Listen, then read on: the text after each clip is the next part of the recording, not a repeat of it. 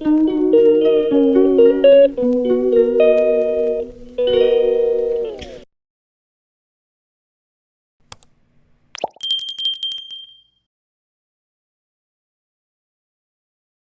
Morning বন্ধুরা, Momita kitchen and ব্লগে তোমাদের জানাই স্বাগত। বন্ধুরা, আশা করি তোমরা সবাই ভালো আছো। তো আমিও খুব ভালো আছি। তো বড়দের প্রণাম আর ছোটোদের অনেক অনেক ভালোবাসা জানিয়ে আজকের ভিডিওটা বন্ধুরা শুরু করছি। তো আজকে হলো গণেশ পুজোতে আমরা গিয়েছিলাম, বিশাল করে আমরা দু বোন। তো গণেশ পুজোরই কিছু ব্লগ, মানে ছোট্ট ব্লগটা একদমই মিনি ব্লগ করে নেব। তো একদম ছোট। তো এখন আর বেশি বড় বড় লং ভিডিও দিতে পারি না বন্ধুরা, তো ছোটোর মধ্যে দিচ্ছি। তো দেখো, বিকালে একদম সন্ধ্যার সময় আমরা বেরিয়েছিলাম।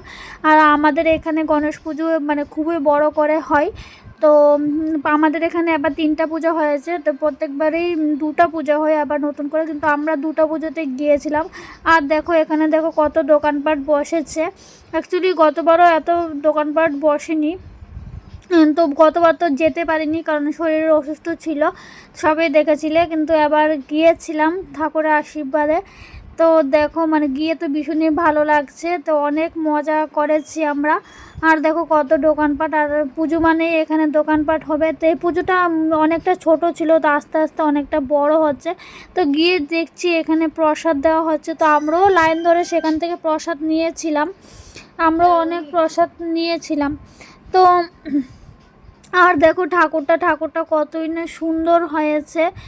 তো মানে ভীষণই ঠাকুরটা তো একদম সুন্দর। আর উনি দেখো, উনি কিন্তু সামনে এটা কি করছে আমি নিজেও বুঝতে পারছি না।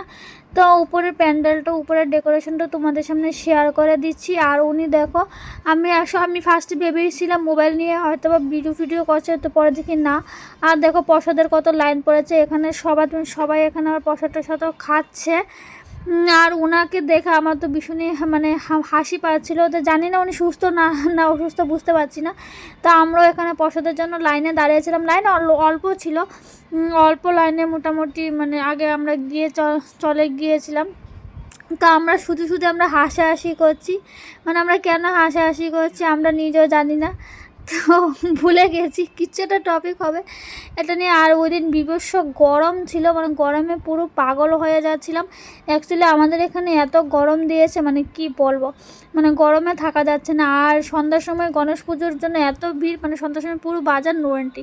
তো এখন চলে এলাম আমরা আরেকটা জায়গাতে, মানে দুটোটা কাছাকাছি, তো একটু ডিস্টেন্স। তো আরেকটা জায়গাতে চলে আসলাম। তো এই জায়গাটা খুব সুন্দর। আর দেখো ঠাকুরগুলিকে কত সুন্দর করে টাকার মালা দিয়ে রেখেছে। তো সব কিছু তোমাদের সামনে তুলে ধরার চেষ্টা করছে। আর এখানেও প্রসাদ দিচ্ছে, এখান থেকেও আমরা প্রসাদ নিয়ে নিলাম। অ্যাকচুয়ালি দুপুর থেকে ওদের প্রসাদ দিয়ে, আর এত গরম দুপুরবেলা যাওয়া তো ইম্পসিবল। তো আমরা সন্ধ্যার সময় বের হয়েছিলাম। তো বের হয়ে দেখি যে না, আমাদের ভাগ্য ভালো, তো আমরা প্রসাদ পেয়েছিলাম।